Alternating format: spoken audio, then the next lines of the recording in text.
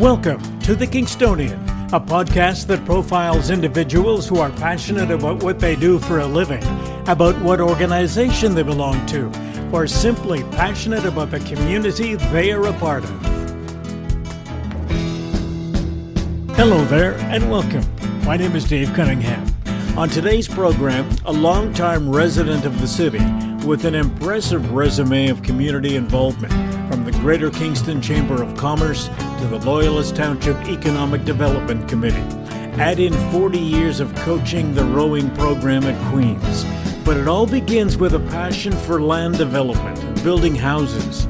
Our guest is John Armitage. John, welcome to the program. Thank you, Dave. Pleasure to be here. Let's begin by giving us the definition of what land development is. Yeah, so there's generically we talk about development, and then we talk about land development, and its purest form. You buy the land from a farmer. You get all the necessary approvals, which are quite extensive today. It takes 2 to 3 years. You get the municipality to allocate sewer and water capacity. You reach agreements. You put up the necessary securities, put pipes in the ground, service the land, build the roads and sidewalks, and sod the boulevards and put up the street lights, and the land developer then sells the land to a house builder. So if you are a developer, how much land are you buying at a time, or does it vary widely? Oh, it's all over the map, and it varies widely by the market as well. I mean, if you're in the GTA, developers there would buy hundreds of acres of land if it's available, if not thousands. On the Kingston scale, we purchased 10 years ago an 80-acre tract of land at the west end of Kingston. A few years ago, we saw that we were using that up, and when we purchased the next 80-acre tract. So that would be probably about on the the median to upper scale purchase in Kingston. Developers will purchase a downtown property of a half an acre or an acre, often demolish what's there and build something new. Mm-hmm. And so, yes, it's all over the map. It's all over the map. Now, you've been doing this for almost 50 years, from looking at your resume, starting off as a city engineer in Brockville and then working for Dacon, doing some of your own thing, and now your latest venture has been around since, 2000, working for or owning Lindley Homes and Brookland Homes, which are related companies. What do you like about this business? I had a 2 or 3 year period in the late 1990s out of the business, and it gave me a chance to reflect on what I was going to do with the rest of my life. And I guess looking back, I enjoy the people. I enjoy the challenges. I don't necessarily enjoy the politics of the business, where you have to deal with municipal councillors, just about all who, by the way, have great intentions. But then sometimes you run into some citizens who aren't everything that they pretend to be and have hidden agendas, and that's the part I like the least. The part I like the most is just dealing with the everyday tradesmen. I really enjoy dealing with prospective buyers and getting to know them, and not necessarily becoming friends, but I live in the neighborhood where we're building our houses, so I want us to do a good job, to people to say that, they're a good builder, he's an honest man, we've been treated right. That's what I enjoy. So for those of us who may watch home and garden television quite a bit and see the various shows that talk about renovations or building or whatever, your skill is what in terms of, do you enjoy designing homes or building them? Like, what is it that you in particular do? Well, I've done it all. I started out as an engineer doing structural designs, designing subdivisions, and now I just enjoy putting the entire package together and seeing, looking at a raw piece of land that's been designated for development, and then, sitting back 10 years later, looking at what we've built, and all the kids are playing in the park and people are out having a good time, and the built-up form is compatible, and it's a, you think about it. I mean, in society we've got We've got food and clothing and shelter, our necessities. And so, our industry provides one of those main necessities. And if we do it well, it's rewarding. Now, we're going to talk about the plan for the city of Kingston and how it's evolved over the years a bit later on in the program. But if we stick with this sort of topic for a minute and we look at the kinds of demands for land use that you have seen in your time. So you buy a piece of property and you intend on putting residential homes on it, as for instance.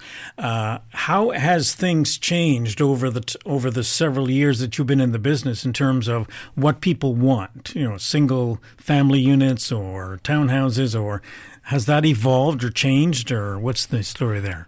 Well, two big changes, I think, come to mind is tracking the baby boom generation moving through the housing market.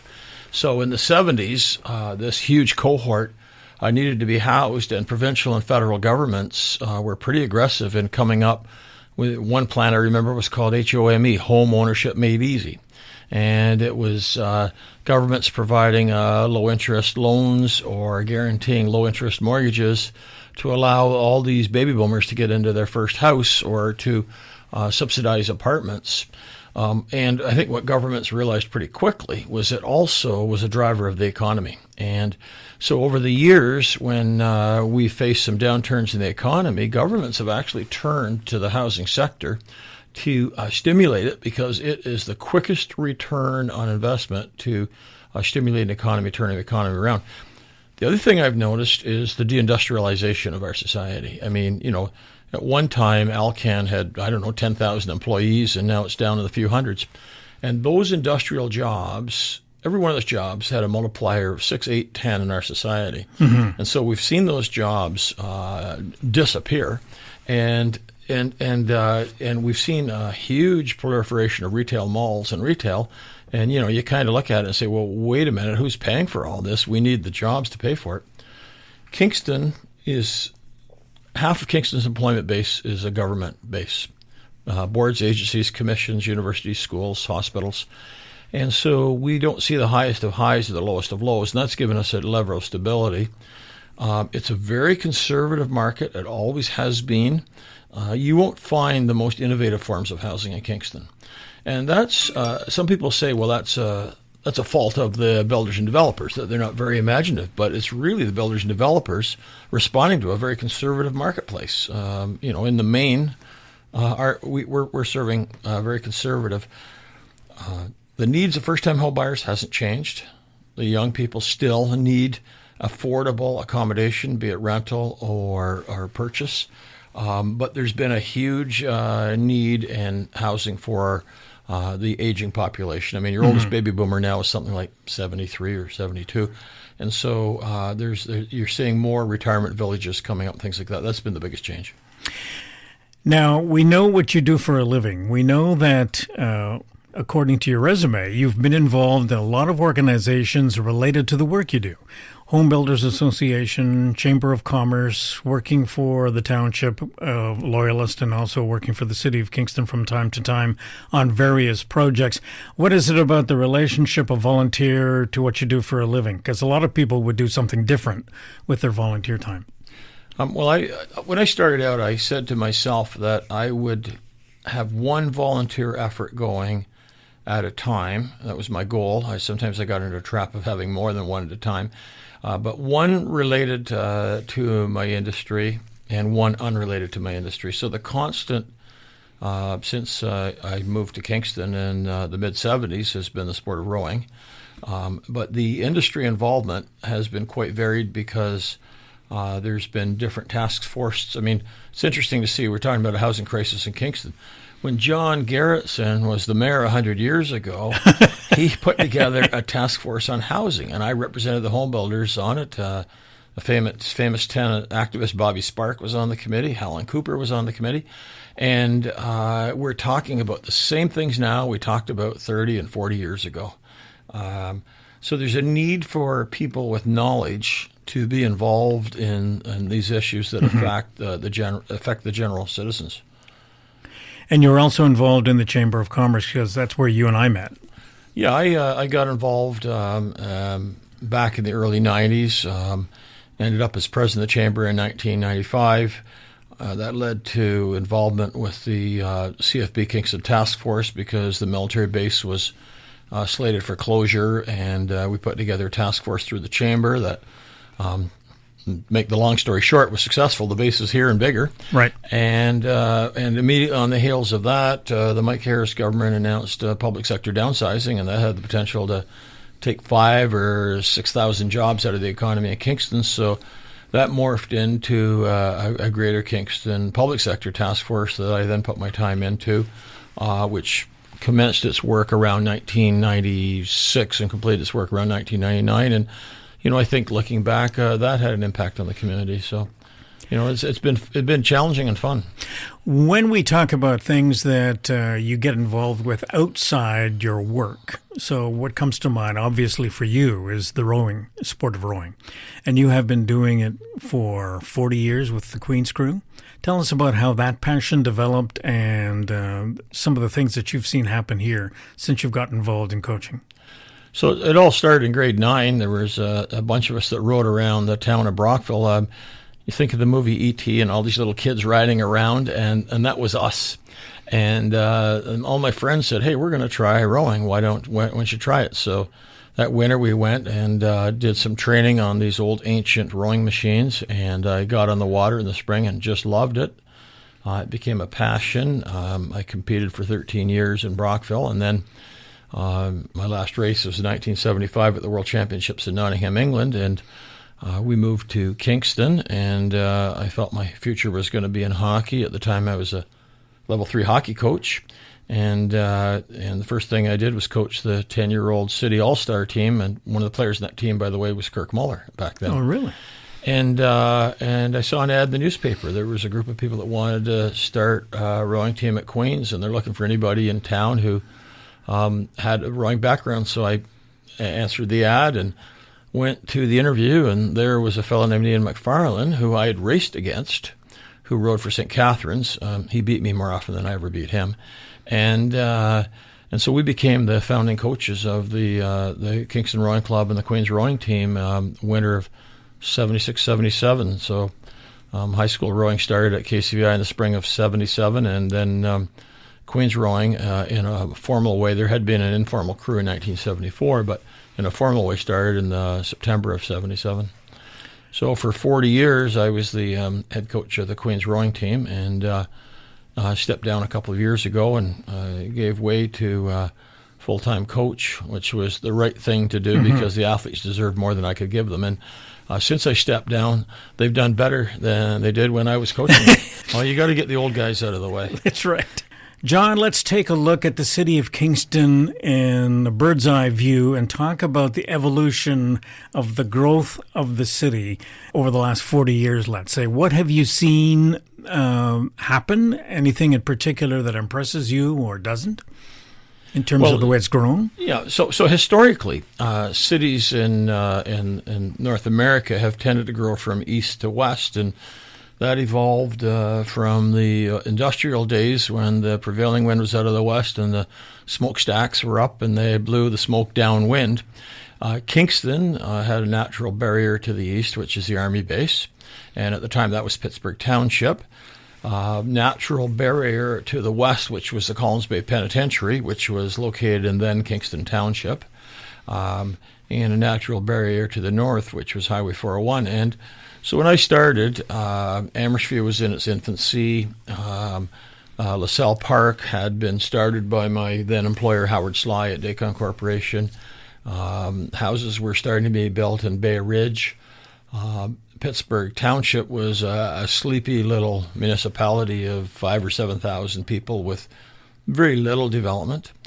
The biggest change came in the late 1990s with amalgamation when the townships of Pittsburgh, Kingston, and Township of Kingston, Pittsburgh, merged with the city of Kingston to form the new city of Kingston.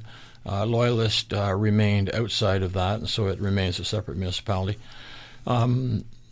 Big change, again, as I mentioned earlier, is the need to house our increasing seniors cohort.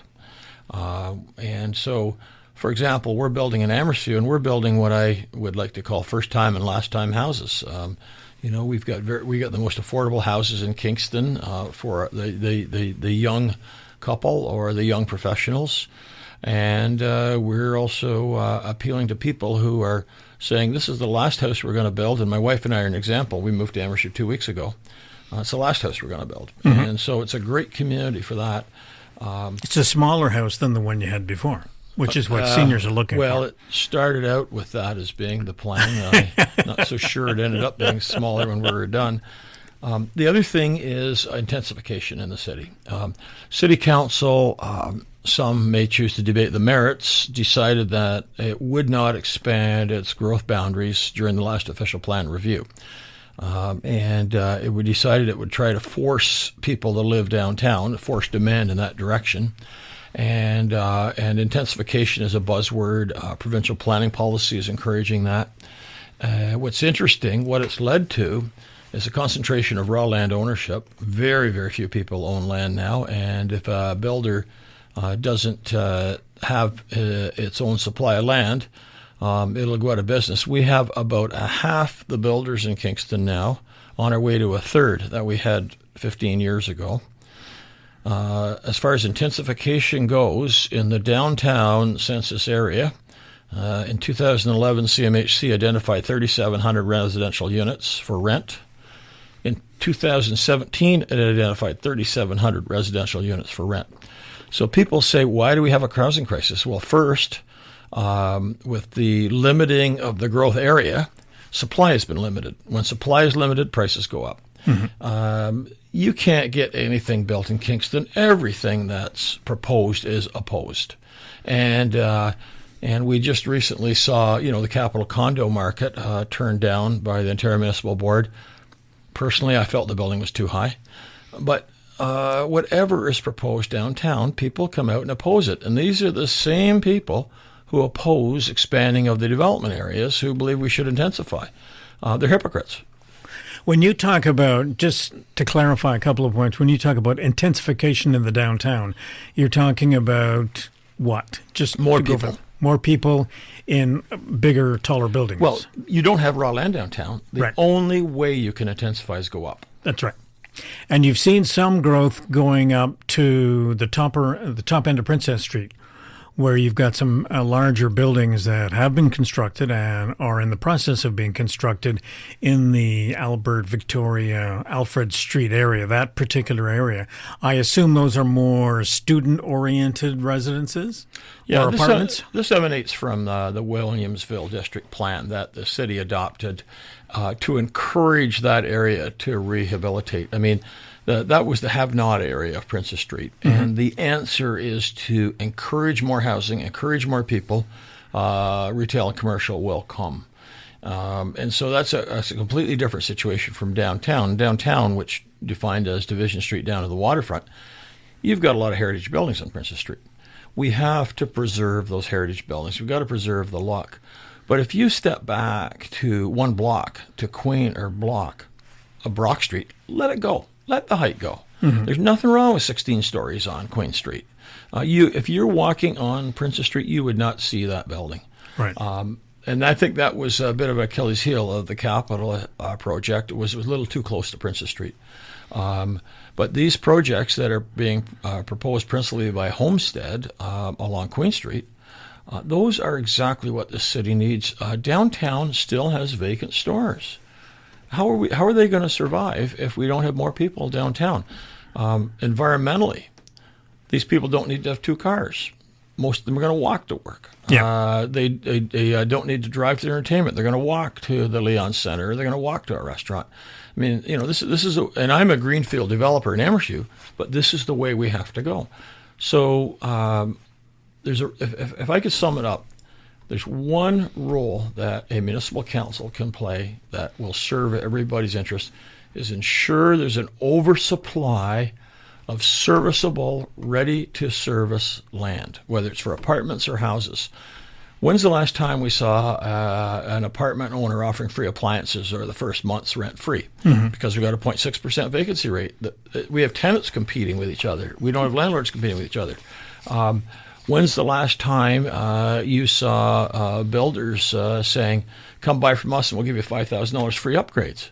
We haven't seen that for quite a few years because we just don't have the competition we used to. Competition is the answer. Let me ask you a question from the uneducated point of view, and that's me.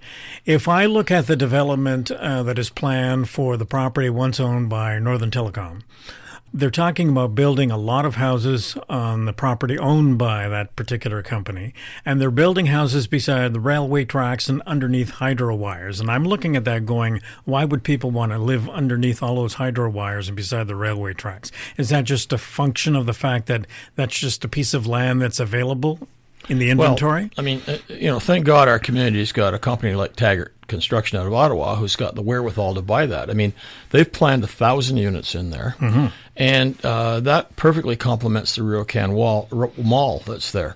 You talk about railway lines. Well, we have regulations to mitigate railways. You have to be set back so far. You have to do noise and vibration studies. You'll see berms being built near the railway tracks.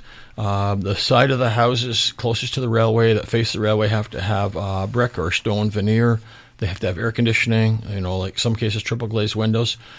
So that's mitigated. On the power lines, there are setback requirements on power lines as well. So when you look at the finished form of development there, I think you'll see that those setbacks have been respected, and the people are in safe and affordable housing. 1,000 units there is just great because that creates more competition in the marketplace. Oh, yeah.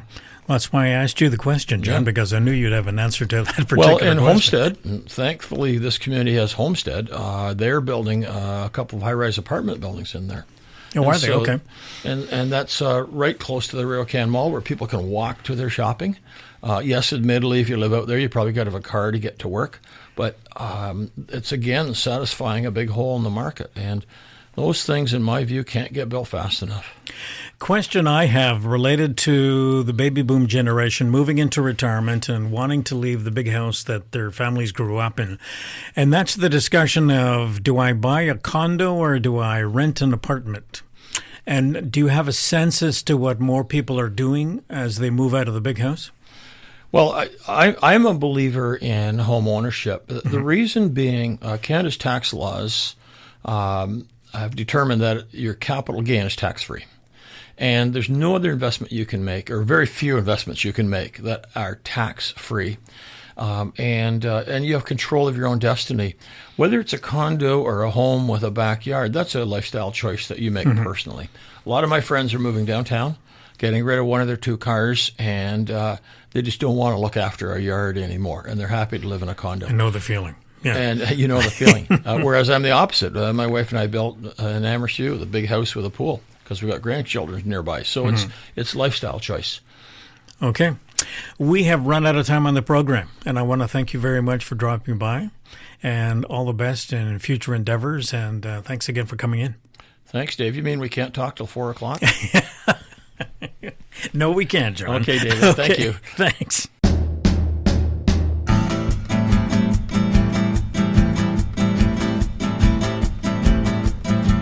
Theme music for the program is Stasis Oasis, a tune written and performed by Kingston musician Tim Aylesworth. If you have any questions, comments, or suggestions about any of our episodes, please send a note to the Kingstonian Podcast Facebook page. This is Dave Cunningham from Kingston, Ontario. Thank you for listening. Until next time.